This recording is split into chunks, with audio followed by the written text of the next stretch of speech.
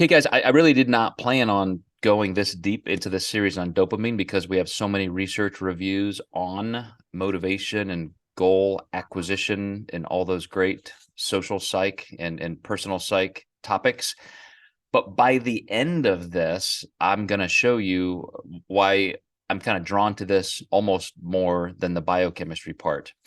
So what I did find, I did want to find something a little bit more practical because the first two episodes that we did here were on some of the mechanisms from a neurophysiology standpoint, and then how we can kind of craft that in terms of being on the edge, knowing that dopamine is going to decrease as you're in a calorie deficit, and that's going to make you probably more impulsive and seek more novelty, and you get a little restless because your brain just doesn't feel the normal internal drive.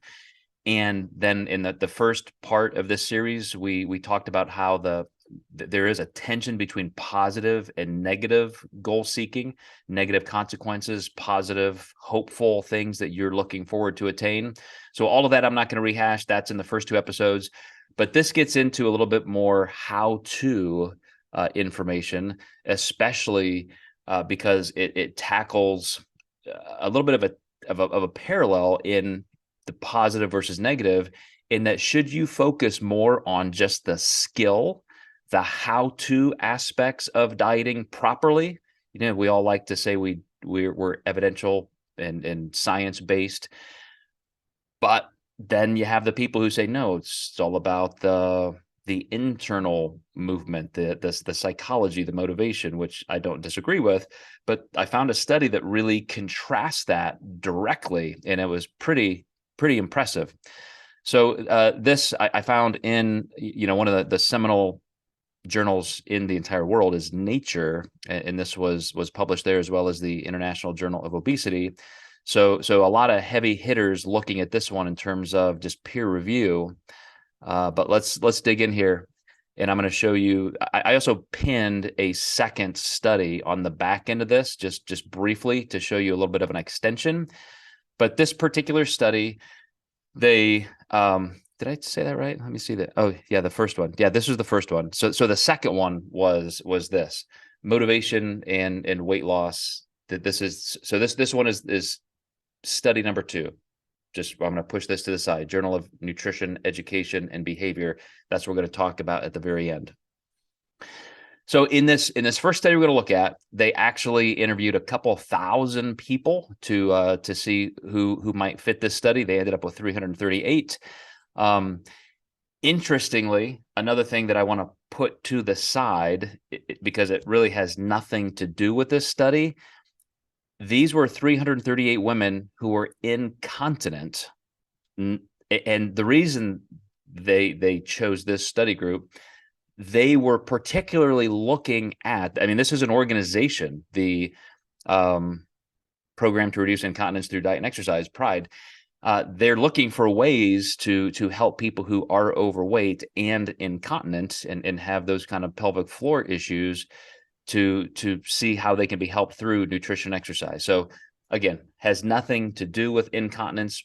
Doesn't even come up in this study, because what they really wanted to see is, can people lose weight better with a focus on psychological maintenance or skill maintenance? So keep those two things in mind, even though that was the study group. So 338 women, 19% minority, at least 30 years old. The average was 53. Pretty high BMI. 36 as a BMI is going to be somebody who is, as a female, probably around 200 pounds. So here's what I liked about this particular setup as a methodology. They had all 338 women go through the same 6-month diet phase. They wanted to get everybody on board with a proper, what I'll call proper, weight loss program. Then for the next year, months 7 through 18, they wanted to do a novel motivation intervention. So focusing on how can we psychologically keep people motivated. So we're pinging that dopaminergic reward system. versus just continuing to fortify and work on the actual skills of dieting. And I'll show you some breakdowns of how those two looked. But they also had a control group. So out of those 338 women, divide that into 3, and you get the 112, 113, 113. The control group, they also went through the same 6 months of weight loss, and they were given the same opportunities for just follow-up support, but they weren't given those two direct, very high stimuli groups, one getting novel motivation support and one getting the ongoing skill support. So I hope that makes sense so far as the base. So you have all 338 women dieting for 6 months, then all 3 groups, one, the control, kind of left to their own devices, and then one being just psychologically supported in the realm of motivation, the other in skill. So here's what the education control group did. Meaning that this was just the control group. They had their 6-month weight loss programming and all of that, and then they just went through and they were given follow-up reinforcing sessions on physical activity, healthy eating habits, weight loss, structured protocol. Here's what you could be doing. And it was all based on the diabetes prevention program and the look ahead lifestyle intervention model. Just very, very classic, good dietetic type programs. So that was it, just normal education support. So then the study groups, both of them, and the first group, the control group, they actually all went through this plan where they were given slim fast type products. I just think they picked one, type of diet and wanted to make it easy. So they decided, we're going to give you 2 meals and 1 snack that's replaced. They were also giving them a progressive exercise program, 200 minutes a week. They were given all of the behavioral skill training of self-monitoring, stimulus control, problem solving, assertiveness training, social support, goal setting, cognitive restructuring, and relapse prevention. So that was all part of that. Some of these, I hope you recall from previous research reviews, things like assertiveness training and why that can be helpful in just owning your own social environments and making sure that you aren't just being kind of pushed around in terms of people putting things in front of you and wanting you to consume foods and all that, you being okay saying, no, that's not what I do. I'm actively trying to lose weight and improve my health, or I'm in this maintenance phase and that kind of thing. So relapse prevention, cognitive restructuring, a lot of great stuff. This study, and I think that's why it even went in the Journal of Nature, was extremely well done. And I'm going to show you a huge chunk of it that I'm not even going to go over, but I just want to point out how well this study was conducted. But I do think it was interesting that in their weight loss model, they weren't comparing what the best way to lose weight is. They were comparing what's the best way to maintain, which is always the biggest prize for somebody losing weight. We all tend to be able to lose some weight, and typically we lose it very well. What we have a problem with is regaining it. So for them to just choose a 6-month plan that includes Slim Fast as 3 meal replacements per day is pretty much neither here nor there. They just wanted to get these people down the road 6 months having lost weight and then compare the 2 interventions for maintenance. Now, I will admit, how you lose weight does have some bearing on how you're going to maintain, obviously, but all 338 people went through the same process. So that kind of washes out some of that variability. So in the study groups, once they have all lost weight, the 2 study groups, both skill directed and psychological support directed, had biweekly meetings with exercise physiologists, dietitians, nurses, and psychologists. The goal was to maintain at least 10% weight loss. So if the average female here was 200 pounds, you're talking about let's make sure that if you've lost more than 20 pounds or so in that 6 months, that we maintain that. We want to see that you've maintained at least 10% of your weight loss, of your weight lost, not weight loss.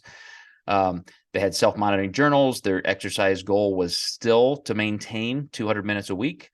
They were allowed to have meal replacement coupons. So, hey, if that worked for you in the past, you can still have a couple of those a day.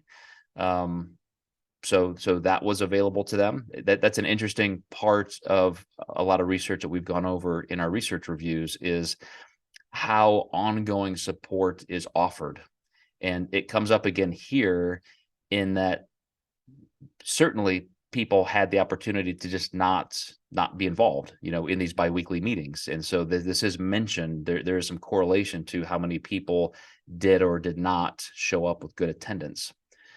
So here is the skill-based maintenance program. This is what we do on a technical side. If you work with a coach like me or Kevin or anybody in our company, then we really love to hit the technical stuff, especially first. Here is what we need to do. Here's how we're going to lose weight. Here's how we're going to approach this. Here's what's happening physiologically in your body, all those important things. But now when you're talking about maintenance moving forward after that, these people, the exercise physiologists, dietitians, nurses, psychologists, with the skill-based group, they were teaching them new skills that would be important for maintenance, not just weight loss, like reversing small weight gains, improving body image and self-esteem, expanding exercise options, reviewing and refining some behavioral skills, problem solving, goal setting, social support, relapse prevention. So those are obviously very behavioral, but that's still tied to skill.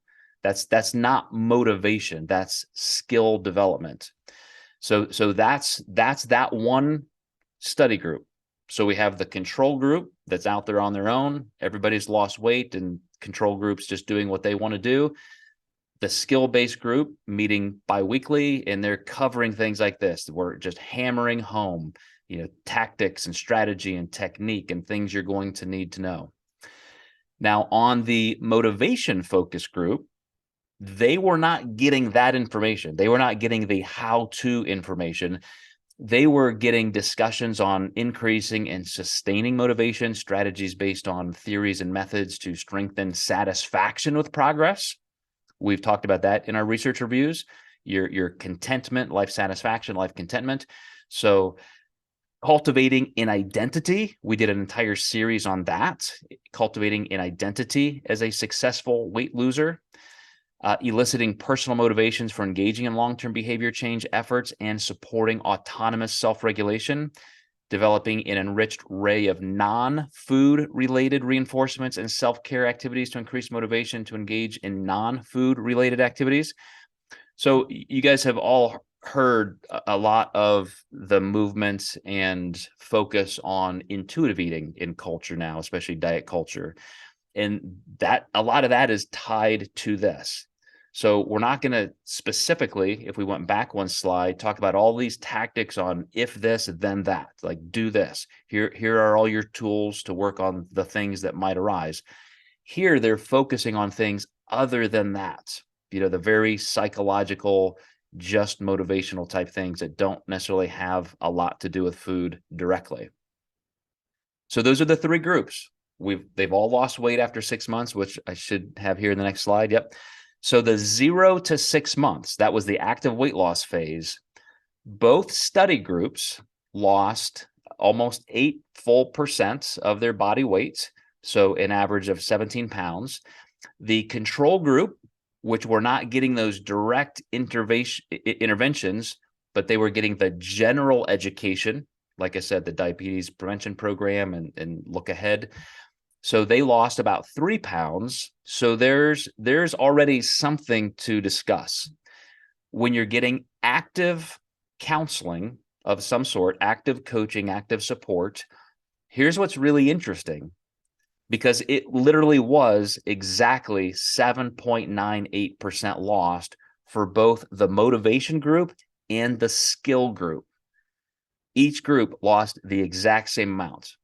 The control group, which wasn't getting that much work, just general education, they still lost 3 pounds, but over 6 months, not exactly, killing it. So then the important part of the study, first of all, let me back up one more time.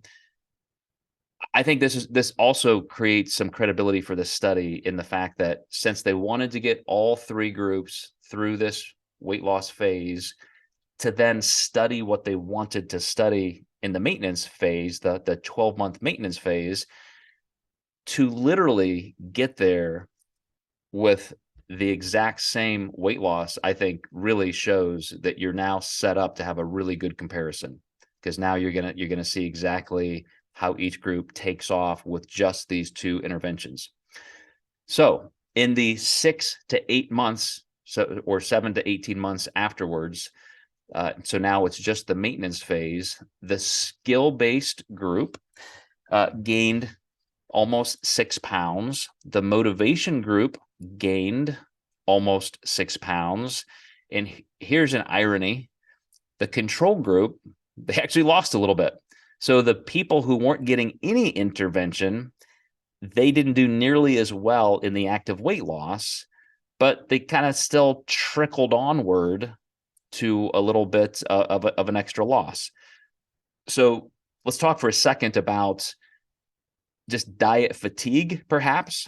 And we mentioned in a research review a couple weeks ago that around the 6 to 8 month mark, any dieter undergoing any diet method kind of starts to reach a shelf life. It gets a little tough to keep going if you're not creating intentional diet breaks and in some ways to maybe press pause and just refocus a little bit, stop to sharpen the axe, so to speak. So for the groups that were really active and getting all this education, and then there was a little bit of a sigh of relief. Okay, that's over. That part of the study's over. Now we're just going to do this maintenance stuff. They started regaining a little bit. And yet the group who was very nonchalant, they kept going. So little something to be learned there, perhaps. So now look at the actual entire span, 6 months included of active dieting plus the 12-month in maintenance. The skill-based lost 11.5 pounds.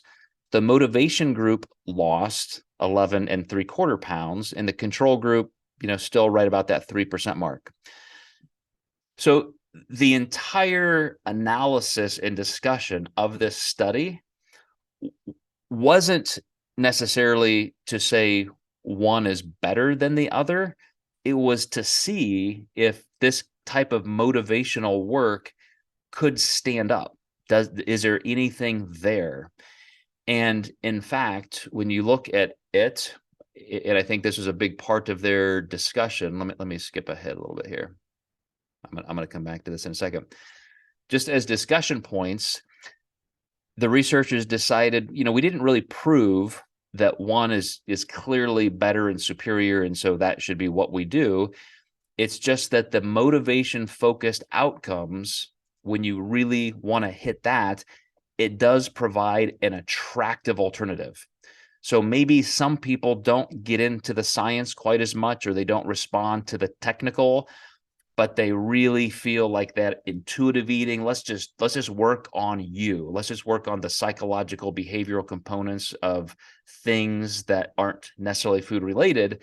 And if we can improve that and square that away, what they proved in this study was that can have just as much effect as real technical how-to diet methodology and skill building.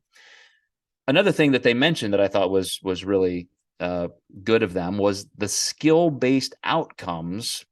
The people who were working on that did reflect the best practices of known obesity treatment clinical trials. So they just wanted to kind of point out that even the technical aspects of our weight loss programming, like that was all completely in line with the bell curve of what we would want any obesity treatment to do. So that whole diabetic prevention programming, that look ahead programming, all of that really worked well. And they said for 338 particular subjects who were filtered out of a couple thousand, and I think the average age was in the mid 50s, BMI of about 36. Even if you did just that skill work and you saw how detailed that was with cognitive restructuring and identity work and so forth, that was good. Like that's all important. That helps. But put all that on the shelf for a minute, and this kind of mental non-food related stuff also works. The interesting thing is they could have used maybe a fourth group and done both. Like, how great would that have been to show that somebody that had all of that together might have exceeded exponentially. But who knows? They didn't study that, so maybe something for future study. Another note they had was in this I think is a really interesting side note. Greater attendance, meaning people were getting more support, more input in the skill-based group, the technical how-to diet information, equated to greater losses. Not so in the motivation group, meaning that motivation group, they were gaining quality enough intrinsic autonomous skill building that it just kind of paid off, that they didn't even have to come to those sessions as often because they were learning self-regulation and self-motivation, intrinsic motivation. So the people on the skill building side that weren't getting that extra motivational psychological support, if they stopped coming to the meetings, they didn't do as well. As a coach, I think that's very important because we want independence. We want clients to end up in a place where they can enjoy life and not worry about relapsing and a high recidivism rate. So that certainly points out to, again, using a tandem approach, which of course is how we've built our company around the technical how-to science-based work, as well as the reason why more than half of our research reviews are always in this realm of behavioral work. Now let's go back here for a second, because I said I wanted to show you how detailed this study was that we're not even going to talk about. So the data that I pulled out in those summaries is from right here. So just going into all the numbers of percentage of weight lost as well as pounds or kilos of weight loss.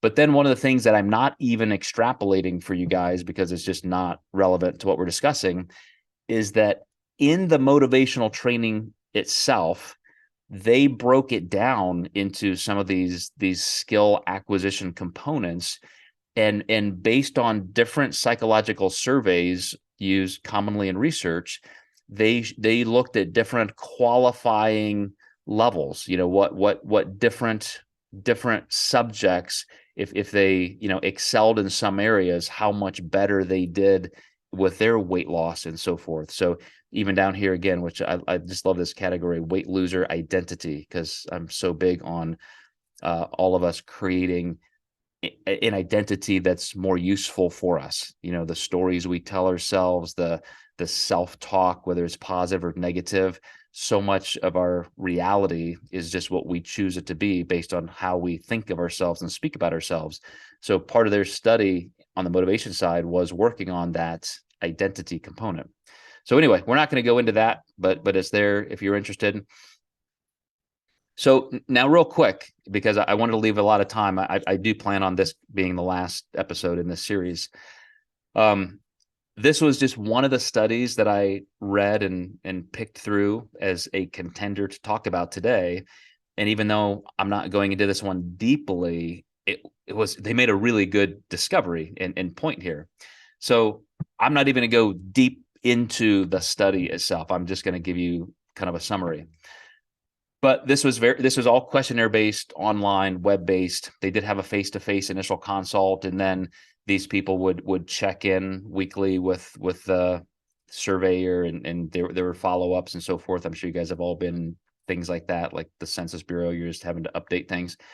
But the goal of the study was to look at adherence to self-monitoring and weight loss. So it was intentionally independent, without all of the meetings and all of the specialists and the professionals feeding into people's skill building. They wanted to give them programming guidelines and then study the actual ability of people to adhere to it and monitor their own progress. So 66 women, I'm not giving you the exact things here, but the whole gamut of age and BMI, probably somewhere right there in the middle. I had this information, I just didn't include it for you. And then here were those results. Autonomous motivation increased and remained high for those who achieved a 5% weight loss. Autonomous motivation increased, but then declined for those who did not achieve a 5% weight loss in this 16-week study. Now, the graphs here tell the tale a little bit more interestingly.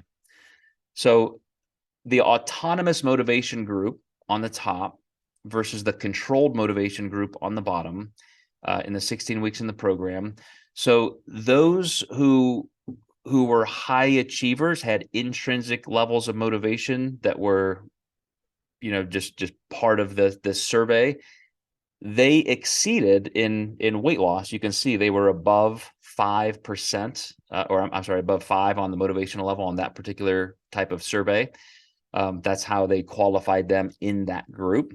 So you see, a mirror effect here of the two different groups. But then here's the important part of this study. If in either group, if you lost 5% of your of weight, you lost 5% of your body mass and weight, look at that green line on the top. Those people sustained their motivation. They continued to lose. If you did not lose 5%, then you tended to trickle off. And then even in the group with, the high motivation group on the top and the low motivation group on the bottom showed the exact same result.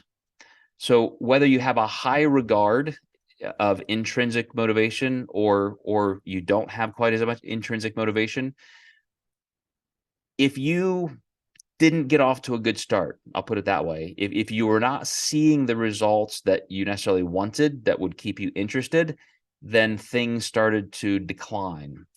And the reason this is important, I talked to a lot of our NAMS coaches. We have a certification program, the National Academy of Metabolic Science.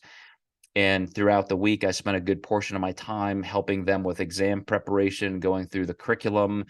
I will give detailed analysis of practice case studies, and then for their final exam, a very thorough analysis of their real practical case studies. And the first block of our work together with those case studies with clients is to create the most appropriate energy balance, meaning how much food, calorie levels are you going to put these particular clients on. And clients could range from 20 years old to 70 years old, all kinds of occupations. I intentionally put different challenging demographic nuance in there to see if the coaching students are paying attention. And one of the things that I often see is that a lot of coaches start kind of high calorically. Like, for example, let's say I have a 55-year-old female who is retired and she has had a hip replacement surgery, maybe has hypothyroidism, is pretty sedentary. And we know what a certain caloric balance might be for that demographic. And I'll see coaches who want to start that client with a really high amount of food, partly because of liability and concerns. And maybe I just don't want this person to suffer. I don't want to make somebody hungry unduly. And I have to tell them, when somebody's just starting to lose weight in a structured program, they are often motivated a lot. They've hired you as a coach. They're ready to make some really good changes. So they're probably increasing hydration. They're improving the quality of their food sources. They may be focused on consistency of meal timing. And so a lot of these variables are improving all at once, and physiologically they feel great. Some clients will say, based on even a modestly low amount of food, like, I just can't eat that much, I'm too full. And if a coach has a client too high in food, imagine this scenario. Client A moves along week 1, week 2. They're not really losing anything. They're working hard. They're doing what their coach says, and they're not losing. And then the coach is surveying some things, analyzing some things, and then has to start taking food away. And now you're 3 or 4 weeks into this programming. And even if you don't have a coach, maybe it's just you doing some things on your own, and you're just not getting anywhere. And now all of a sudden you're having to, after what you think is pretty hard work, start taking food away, reducing food. It's easy to lose momentum. It's easy to lose interest. It's easy to be frustrated. Whereas if you can start with a faster pace, especially when your motivation is very high, the physiological support of your metabolic capacity is at its highest. All of these things are improving in how you quantify and execute your food intake. That's when you can probably withstand a little bit sharper of a deficit. And a lot of diets have classically even planned what they call an induction phase, 2 weeks, where it's actually really hard, almost like a boot camp level, and then they increase food in some way. So this really supports that there is real psychological resilience to getting a good start and feeling like you're having some self-efficacy. Things are happening the way you want. And that just creates more internal motivation. It builds that internal reward muscle, so to speak. So I just wanted to throw that in there because even though I didn't, it wasn't on its own merits enough to warrant an entire research review, it does show that something even as little as speed, initial speed, can affect the dopaminergic mesolimbic reward system in your brain. All right, I think we just finished that in like record time. That was only 30 minutes. So you guys get to talk a lot more than me this week. So let me unshare my screen here and give you guys a chance to jump in and ask any questions or make any comments you want.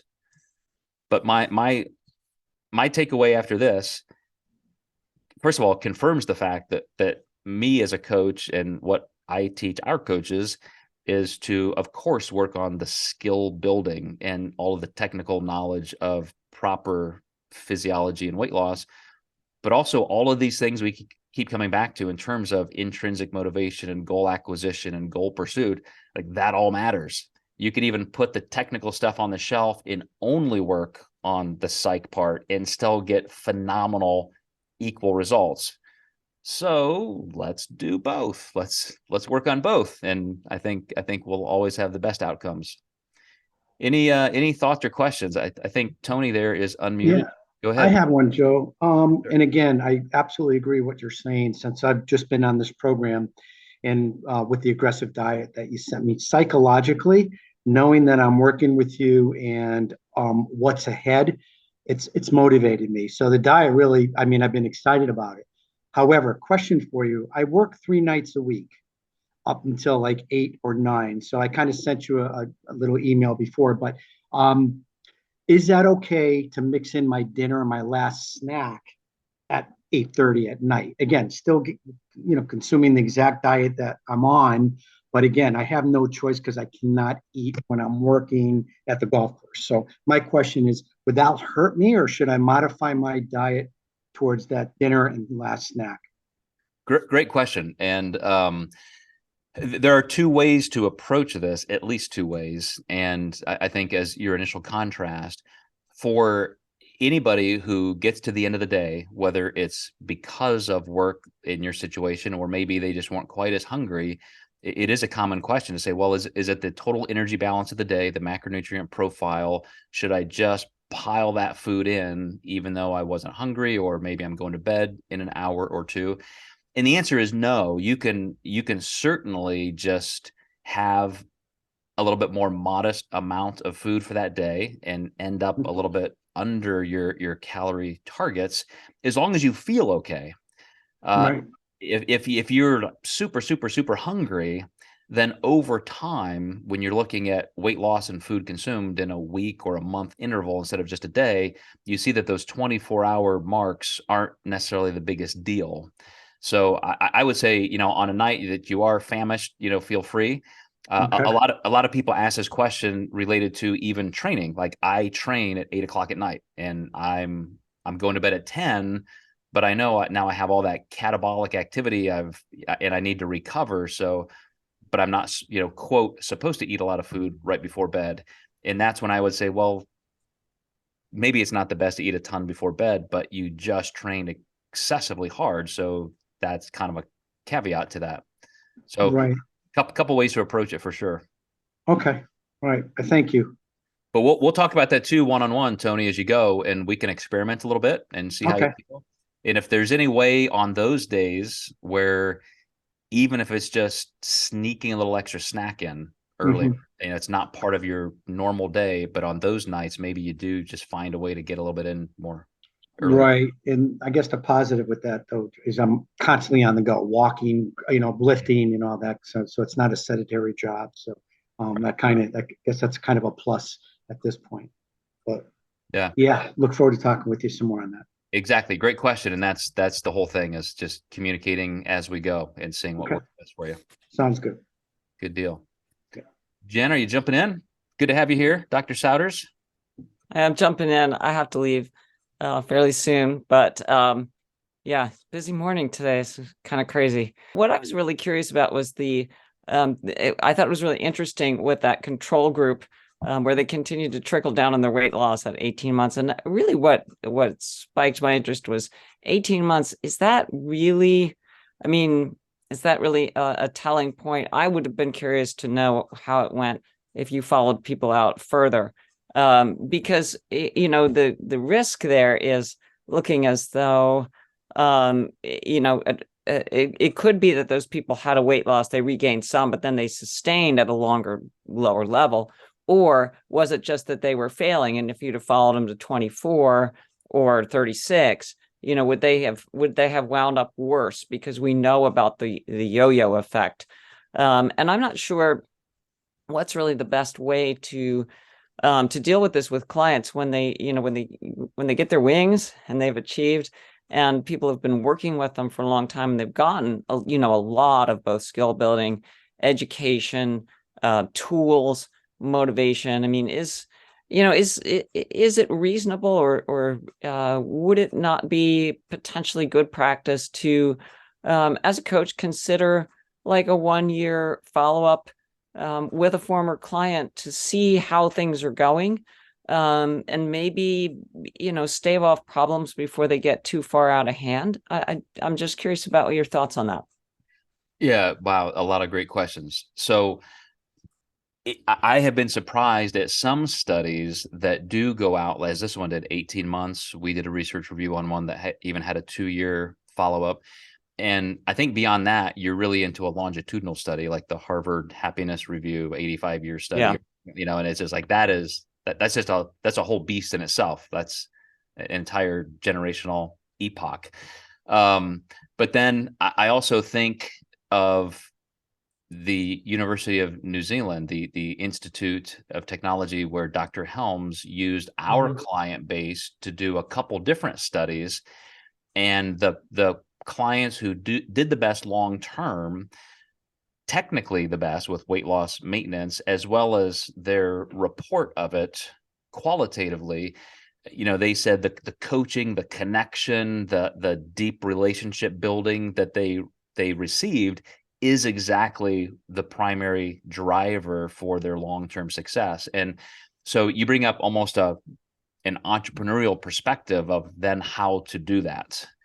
How do you? That was kind of the point of my question, wasn't it? Yeah. Oh, no, sneaky little devil. and that is a business model question. Yeah. Which, and I tell our coaches all the time, I made the mistake 25, 30 years ago thinking that it would be really clever to have kind of a business mantra that we don't want repeat business. Like if you ever come back to us, we failed. We want you one done, successful, and get out there into the world. And in fact, we all do need a community of support. And we need to be connected to like-minded people who share those same values, including health maintenance. And so I think it's really important to have a method for that, where, whether like in my facility, I mean, most of the clients who come to see me, they've been here for years and years and years, and they don't ever plan on leaving. It's not just let's Right. lose some weight and move on. So I think they're, from the client side, the weight loser side, as well as whoever they're connected to professionally, I think there should be some great mechanisms for ongoing support for sure. Yeah, I would think that if a situation like yours, which is sort of unique, is possible for certain coaches in certain areas, having that active connection of active weight losers, along with long-term successful weight losers, would be an outstanding means of continuing both, role modeling as well as education and motivation. For sure, for sure. And I love doing that. Like, I'm about ready to drag two of my current clients with me to a martial arts class. And like, we do fun stuff like that together. Even in our facility, I've talked about this all the time. Our clients get to know each other. And pretty soon you see them after workouts and so forth, after classes, talking to each other and making social plans. And so they're Great. increasing their web of social support. All right, I gotta hop off it. This was awesome. Thank you Okay. for Thanks, Jen. having me in and letting me flap my gums for a few minutes. Okay. I'll follow up with you later. Have a good day. All right, Dr. Brunacini, take it from here, buddy. Huh. See you, Jen. See ya. For those of you who don't know, Dr. Souders, who just exited, she is our medical director of our company. So phenomenal person. Love having her contribution. Go ahead, Kevin. What do you got? I can't help to not mention my project and what was created from the assessments. I would love to take that step forward, to take a step further with, I know Jen and I spoke, I know three of us have spoken over the past years of how we would love to have not only the data from just long-term success of clients from certainly a selfish marketing reason, but to her point, just to have that touch point of support, even if they're not active clients of ours, but just to have assurance of, 1 year, 2 years, 4 years, etc. Just have that built-in touch point of how everything's going, and sort of creating our own weight loss registry of hopefully success, but just what are those skills, and what's just no different than primary care. Just we're here to have another discussion point. What can we do to help? What's going well? What isn't? And just altruistically offer some suggestions if that's needed, if they need it. But in the least, just the data would be extremely helpful. And I would love to, again, I know we've talked about this, but I would love to have that as some type of system for us as a company to start that, but to start going through that Rolodex every year, whatever the frequency would be. I'm smiling because I'm thinking I would love that, and I know a guy who would be perfect at heading that up. Exactly. Exactly. I mean, you literally created that tool in your doctoral dissertation, and now that we're retooling the company a bit, and Austin Kiergaard is coming on as our full-time dietetics director, all of the things that we want to do with the Flexible Dieting Institute as our outreach arm of the company, the diet. I mean, that is perfect, Kevin. I've always said that we need to use your assessment tool more. And as Jen was describing, literally create programming opportunities around that. Besides Right. something like this, besides the 2 times a week we meet for live support chats for clients, what else can we offer for successful, as Jen said, clients who have their wings and they've met their goals, where we're not just staying connected, but we're really doing something positive for those people. Fun times ahead. Yeah, we'll talk more, but I know it'll happen. See, I mean, as I always say that, man, after doing this for 30 years, I feel more excited about my career than ever, and our company and the things that we are yet to accomplish. So jump in, Amanda. Good to see you. Hey guys. How's Right. Germany? It's Germany. It seems like you guys are having a blast, man. I see all of your family posts and stuff. It's great. Yeah, it's winter in Germany right now, so it's kind of like sucky. It's just really rainy, but and I wish I could get on these calls more often. This last 3 weeks I was doing the CrossFit Open thing at the gym over here, so the time was conflicting, and it's always like it's what 8 o'clock over here, 7:30. Um, so yeah, it's just the time conflicting. But I The kind of 11 wanted to touch on a little bit of what I think her name was, Dr. Saunders. powders. Mhm. Which, yeah, what she had to say was really good. I mean, I liked that.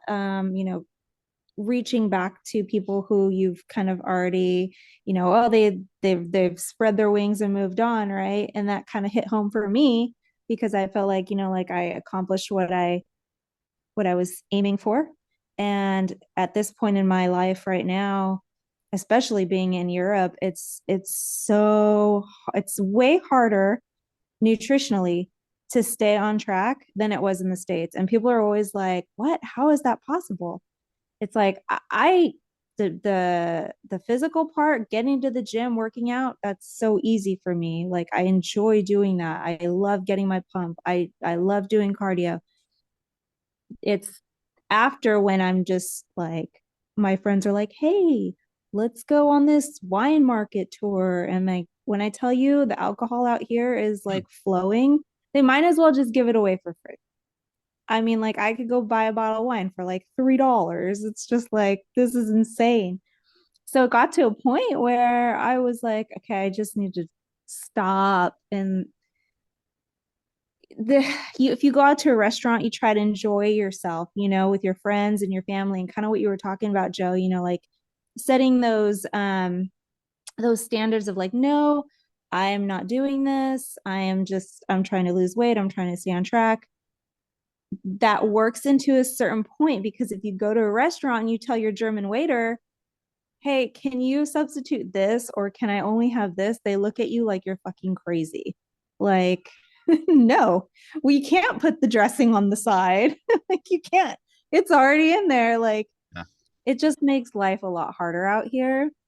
And so, I don't know. I feel like for me, I'm doing well because I've gone through all of the like nutrition. I've learned everything that I needed to learn to get myself down and to know how to work out and do the whole thing. Like I've done that. I know what I needed to do.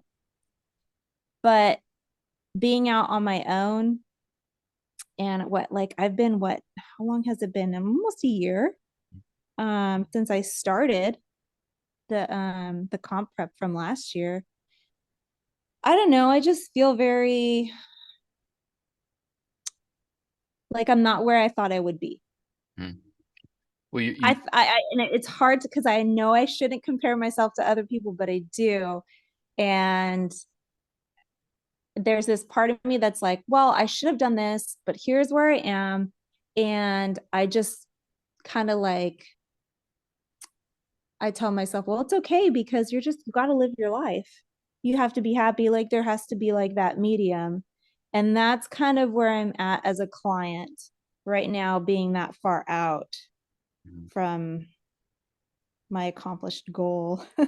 And I don't know if I'll ever do it again. I tell myself I want to. I definitely want to compete again.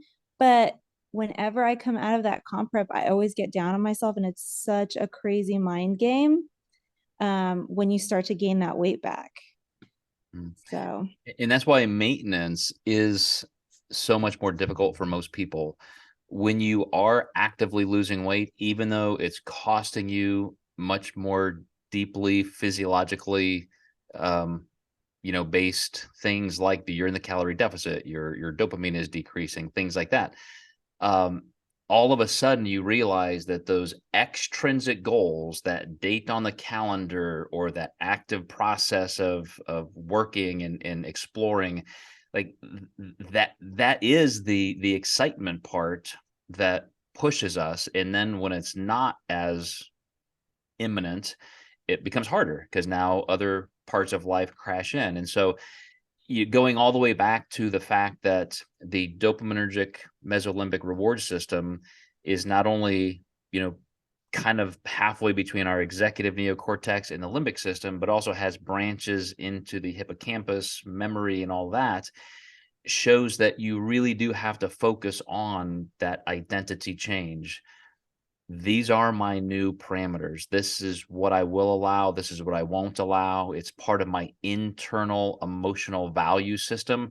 It has to move from that hardcore external goal, like I'm doing this, I've invested time and money and resources, into it's just who I am. And that is a hard switch, and it does take time and it takes neuroplasticity, but it is the only way to successful long-term progress. And obviously you haven't gained 50 pounds or anything, that makes you feel like, wow, I'm back where I started. It's just a matter of, hey, I want to be the best version of myself. I would love to be lean and ripped and all of this all the time, but I can't quite stay there. And so, a lot of things go into that, but it's finding that range where all of your goals are being met, social goals, relational goals, family goals. Exactly. And then I feel like, is it something that having a coach to keep me accountable, is that something that I'm going to always, need that in my life? Because I feel like, will I not ever be ready to just be fine on my own? That's kind of just always in the back of my head. Like, here I am, I'm like 20 pounds heavier. I'm still fit. I'm still eating healthy, but could I be leaner? Yes. So I tell myself, like, I need to have that coach that's holding me accountable always. Well, think of the language from some of these studies, like autonomous, self-regulation, auto-regulation. I think you having a coach forever would be a negative thing. I think you having a coach from time to time for little touch-ups and new goals and that kind of thing could be helpful. But more than anything, having the support structure. A story I told in our Mind Muscle Connection podcast yesterday with Tyler Weeb that bears being told again. I was watching a podcast with two comedians, and one of them is a lifelong guy who's had a lot of emotional trauma growing up, just really, really tough childhood. And he's gone through therapy and he continues to work on personal development. And it's just great. He's a super successful, came from nothing, mega star right now. And he has nothing there's nothing that he lacks in terms of his material success. And yet at the end of this podcast, two comedians talking, a caller gave them this weird prompt. It was kind of interesting. A caller said, "Hey, I love you guys both. You're two of my favorite comedians. Outside of comedy, if you could complement each other, like what would it be? What do you like about each other?" Kind of like a straw man, like steel man, give somebody the good things. And the guy who was the guest, he starts saying, "You know what I like about this guy? You know what I like about you? You are so real and you are so authentic and you're not afraid to put things out there and you matter. I know what you've gone through and you freaking matter to people. You make people laugh. You're important to people." And the comedian, I mean, he just starts crying. And so on his own podcast, he's weeping. And his friend says, "I'm glad you're crying because you need to feel this. You need to feel how important you are." And I'm like, that was such an incredible picture of positive support. Like, you don't always need a coach, Amanda. We all need people like that to remind us that what we're doing is good enough. Where we've come from is amazing. The things that are strengths of ours are good for other people. So don't always think you have to be on your A game and be achieving excellence. It's, sometimes where you are is good enough, and you just need to reframe. Going back to this study, they talked about, the last category in that motivational group was identity restructuring. Be okay with where you are. If it's a healthy spot, and clearly you're in a healthy spot, and just realize that that's good. You can always reach for a little better here and there, but don't forget to be happy where you are. Thank you. You are welcome. And glad you're here. It's amazing to see. I know it's tough for you to get on these calls over there, but happy to see you. I'm gonna try to get on more, make more time for myself. All right. That would be good. All right. You guys all, anybody, any other thoughts or comments? Becky, Charles, anybody? I'm not forcing you to jump on, but happy to see you Well, guys. you kind of ended in such a high note. I think it might be good to leave it there, to be honest. Anything I can say will just kind of mess up the mood. Well, good to see you, man. I appreciate it, Charles. Good to have you back as always. You too. Appreciate all of you too. All right. Well, I will definitely let you guys get off to your weekends here then, and I'll see you either next Monday on our client live support or Friday. But appreciate you guys being here, and I'll see you then.